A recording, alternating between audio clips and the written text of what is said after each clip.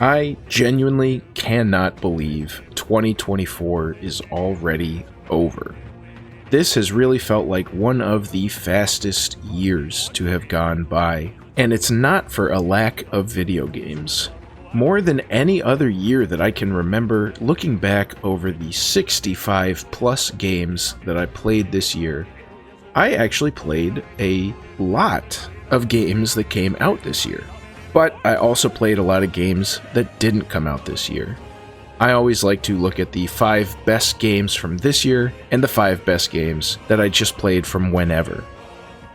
2024 had a lot to live up to coming off the heels of 2023, and while I don't think we necessarily reached the same highs that we did last year, there were still a lot of pretty good games that came out this year. I think it was a higher low but a lower high. And it was actually really hard to look through and pick the 5 games that I really wanted to represent. So before I get into the actual list, I do want to give a couple shoutouts to some games I really enjoyed in 2024. The first one has to be UFO 50. This is a really cool game, really enjoyed the concept, the sort of meta-narrative that you can see, and just the sheer accomplishment that is releasing 50 full games in one $25 release. Yes, some of the games are simple, they're just basic side-scrollers, whatever. This is meant to be sort of an NES-type inspired game, but it's still crazy what's here. Even if you only play a small handful of the games, I think it's well worth it. There are some fully fleshed out games in there. You essentially have a full Metroid game that controls a lot better. All the modern sensibilities that we have applied to those classic retro games. It's a really cool experience. And the other big game I really want to shout out is, of course, Helldivers 2. This game really caught me by surprise. I had no idea what Helldivers was. Bought it on a whim to play with some friends, and genuinely some of the most fun I've had in multiplayer gaming in recent memory. Again, it's not a game that I really go for. I'm more into the single player. It's not a game I'm going to put on a list, but if you have friends, if you're looking for something fun to do, this is a great option. And the final shout out I want to give are to Mario RPGs in general, because there were 2 that actually did not make it onto the list, The Thousand Year Door and Mario and Luigi Brothership. I really enjoyed both of these games. They're a lot of fun. I really like how Mario kind of approaches the turn-based RPG combat. The Thousand Year Door really took me by surprise. Check out my review if you haven't seen it yet. And Brothership, I don't know why, it's been getting a lot of negativity I've seen online. I thought it was great. I thought it was fun. Sure, it's not maybe as mature as The Thousand Year Door or things like that, but it's still a very competent RPG game with a charming story, wonderful. I love just how expressive and emotive Mario and Luigi are in the game. It's just fun. I don't know, I found it very pleasant, and I do think it's worth checking out if you like those Mario RPG games. But now that that's out of the way, let's get into the lists proper. Kicking off our list is Mario and Rabbids Sparks of Hope. I remember Mario and Rabbids Kingdom Battle getting announced, and that genuinely was the game. I remember that E3 Nintendo showcase. That was the game, of all the things that Nintendo announced, that was the game that made me want to go out and buy a Switch immediately. I wasn't super sold on the Switch yet, but after that E3, I needed to get one, and Mario and Rabbids Kingdom Battle was a big push for that.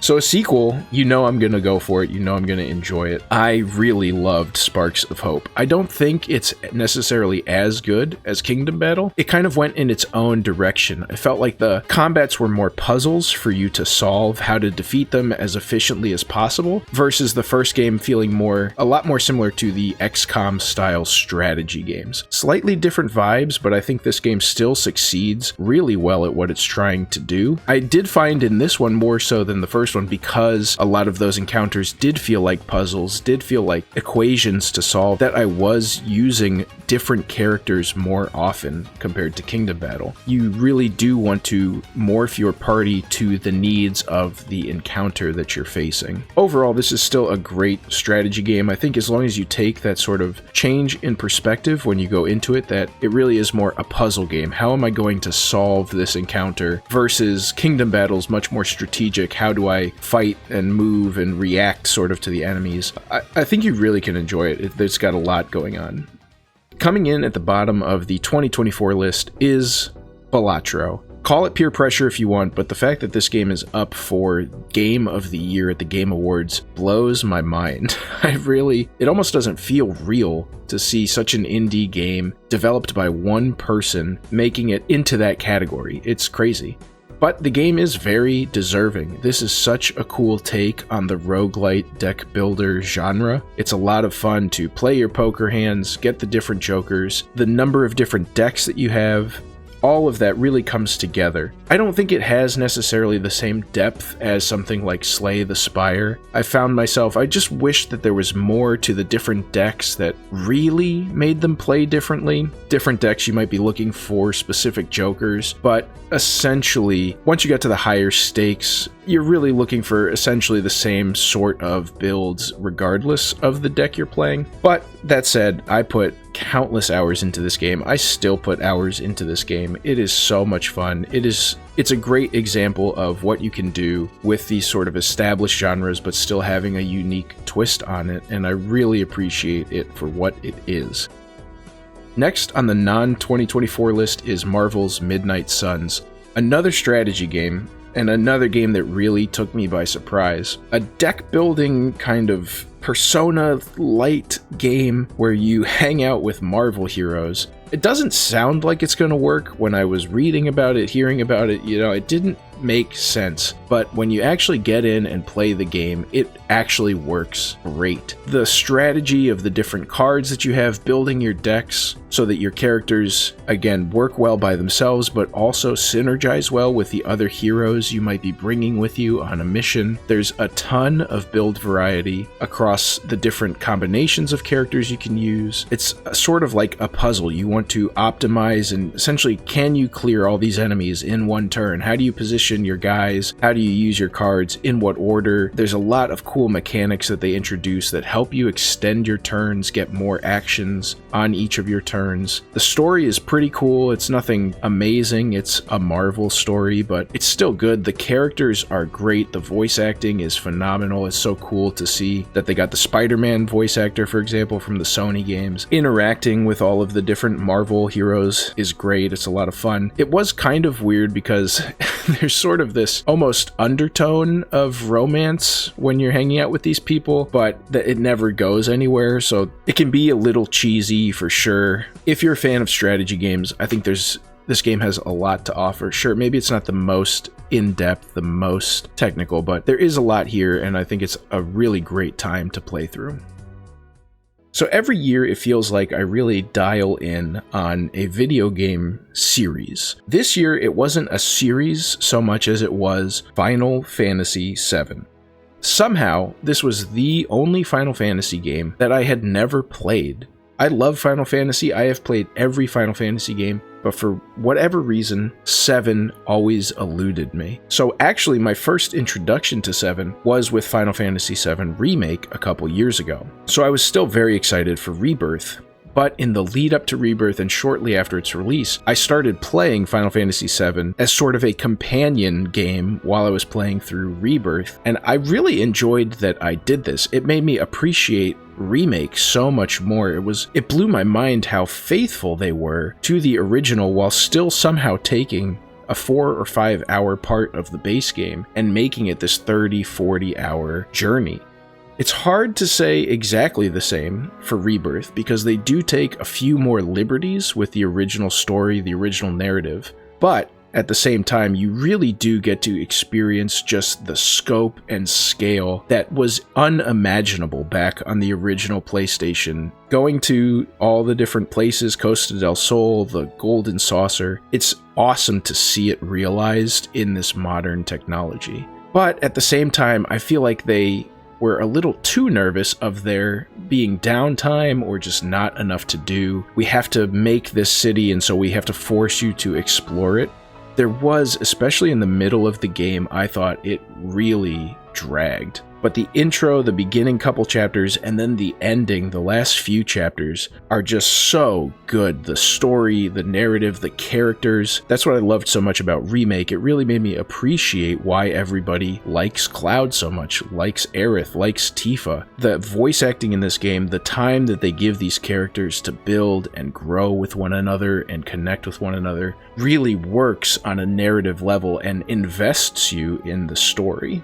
So yes, it does fall into some of those traps that many open world games can, where there's too much just sort of pointless side content. The game is sort of stretched so that you actually see all of the world and go through it. It probably could have been shorter. I spent about 80 hours playing through this game, but those are small complaints when you look at the positives of this game. The storytelling, the characters, the voice acting, the combat is really fun and engaging, and once you get deeper into it and unlock more of the characters in your party, there's just so many options and so many ways that you can approach situations. I really enjoyed too that they forced your party into certain configurations, because it requires you to get used to and experience those other characters and play as them. You can't just pick 3 characters and run the whole game with them. Visually, the game is stunning. It's unbelievable that they could get a game to look this good. It's just really the full package. This is what sort of marquee gaming titles should be. Number 3 on the non-2024 list has to go to Neon White. This game is so fun, frenetic, fast-paced, and taught me to enjoy speedrunning. This is a game that, on the surface, I didn't think I would like. You can listen to my review for my full thoughts, but the way that it presents it to you, the way that it teaches you and guides you through the levels to find shortcuts, and then you start noticing shortcuts in later levels on your own, it's just so well crafted. It's such a great experience. You really do go from knowing nothing to feeling relatively competent by the end of the game. Very impressive level design and how it teaches you all those things as you go, but it does it seamlessly. It doesn't necessarily tell you it's teaching you, but it's just so well designed and so well presented that you learn as you go, and I think that's just so impressive. And it's just addicting. It is fun to try and get a little faster and cut another second off of your level run times. And if you want to hear my full thoughts, you can check out my review. I think the biggest joy of gaming is well exemplified with Astro Bot. Yes, we have games like Final Fantasy VII and God of War and Baldur's Gate 3, just these massive, expansive, huge games with so much detail and so many graphics and so much systems and all that. But then you get a game like Astro Bot that reminds you that it doesn't need to be lifelike, it doesn't need to be all this, it can just be a little silly robot running and jumping around, and you can have such an amazing time.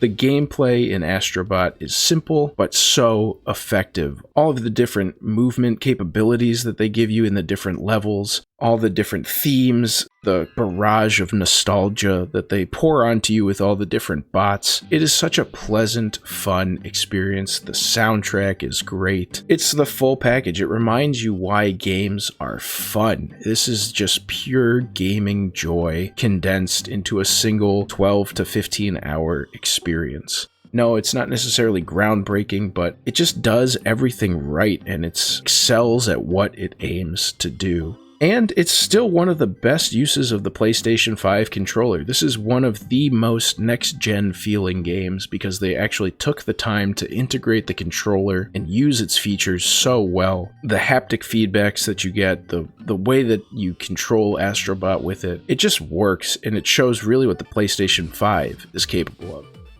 Number 2 on my non-2024 list takes me by surprise.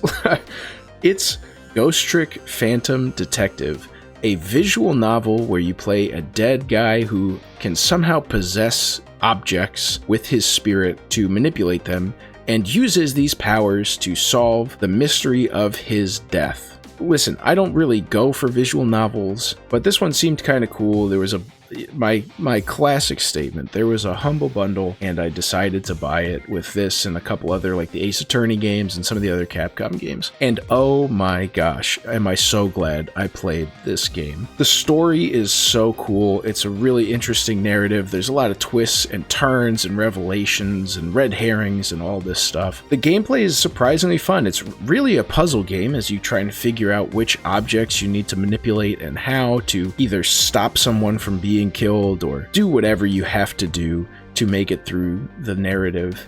The music. Man, this is the year of video game music for me. It's something I don't even normally notice in games. And there are so many games I played this year where the soundtrack just gets stuck in my head. I think, honestly, this game is so high because of its soundtrack. There's no voice acting in this game. Usually when I come across a game like that, I won't even play it with audio after a while because there's no voices, whatever. I'll just read the text and I'll like watch a podcast or listen to a podcast or something else while I'm playing. But this music was so good, I stayed completely locked in. I didn't want to do anything else. I was totally focused on this game and its narrative. It's a really, really cool idea. It's a unique take on the whole visual novel, and it's kind of a unique take on just a puzzle game in general. If you like puzzle games, if you like games with a good story, I recommend you check this one out. It really took me by surprise. I enjoyed it so much more than I thought I would, and I'm sure you will too. The top two on my 2024 list is essentially a tie. It was really hard to put one of these two games on top of the other, but you gotta make a list, and a list has to be in order. So number 2 from 2024 is Unicorn Overlord. Vanillaware, with 2 games, have become one of my favorite developers in all of gaming. I loved 13 Sentinels, and I loved Unicorn Overlord. Such a cool take on real-time and tactical strategy games. The way that you can set up your different units and have different synergies with different strengths and weaknesses, and use them to battle and combat against the enemy. It was so cool. It felt like such a unique system and really just came together. The graphics are great. I love the art style that these guys put into their games, and playing through liberating the whole world, the nations from the evil overlords is so much fun. It's so satisfying to just go through and battle after battle, combat after combat. If you want to hear my full thoughts, you can check out my video review that I did of it, but needless to say, if you're a fan of strategy games, if you're a fan of RPG games, if you're a fan of tactical games, this sort of takes a little bit of all of that and mixes it together into a just really great final product. Well, number 1 of my non-2024 games should come as no surprise. It's the only game I've ever given a 5 out of 5 to. It's the Talos Principle 2. This game impacted me in such a positive way. I had become so jaded, especially on puzzle games. Everybody says such great things about these puzzle games, and then I play them and just found them underwhelming or not as impressive. You know, I set the expectations too high. And then Talos Principle 2, I played that game and it absolutely blew all of my expectations out of the water. Every puzzle, every level, it just felt like was a new, mind-blowing experience, and I just couldn't believe how well designed the puzzles were. How great a job the developers did at making puzzles that were challenging while also teaching you different mechanics. You learned things as you did the puzzles that then you could apply to future puzzles, and they kept bringing in new and cool mechanics but still sprinkling in the old mechanics. It's a puzzle magnum opus. I don't know how else to say it. This is the pinnacle of puzzle games as far as I'm concerned. It is so good, and then on top of that you actually have a gripping narrative talking about philosophy and who we are and how we should approach things and existence and coexistence. This game really has everything. And again, the music, the soundtrack in this game is so good. When you finish the puzzle, you hear the music kick in, just oh, it's so good. It all works so well together. This is one of the best games I think I've ever played. I think this game easily gets into my top 10 games of all time, possibly even top 5. Maybe that's a video I should do. Let me know if you want to see that video. If you're a puzzle game fan, even if you're not, I think you have to play this game. It respects your intelligence. None of the puzzles felt cheap. None of the puzzles felt obtuse or like something was being hidden from me. Every puzzle was, I couldn't figure it out, and I knew I had what it took. I knew I had the knowledge. The game equipped me. I was failing myself. That was it. It's so rare that you get a puzzle game like that every single puzzle just hits like they do in the Talos Principle. Give it a try. It's absolutely worth your attention.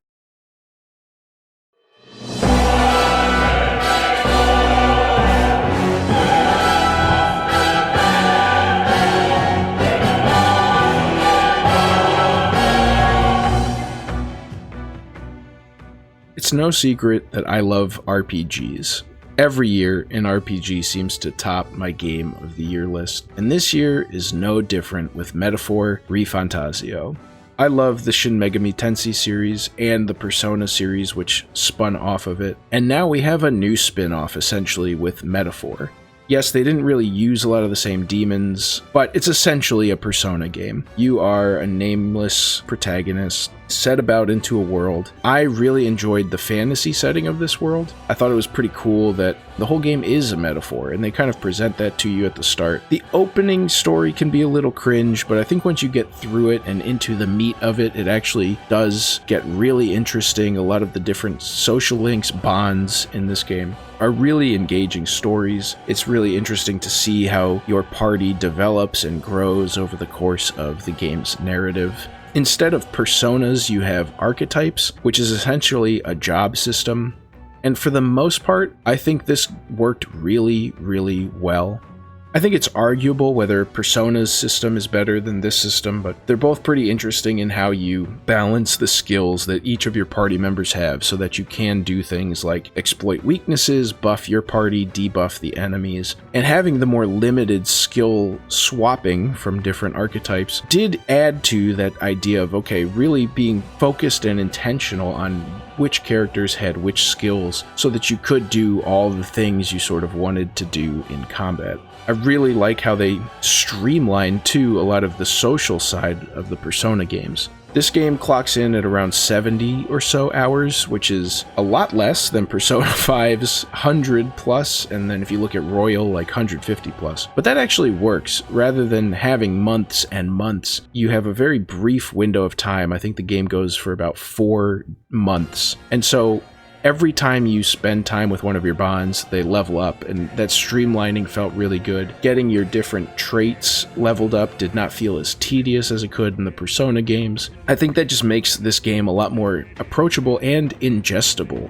The narrative too really helped, whereas in games like Persona, it can feel almost episodic, as each dungeon is sort of self-contained to the character whose dungeon it is.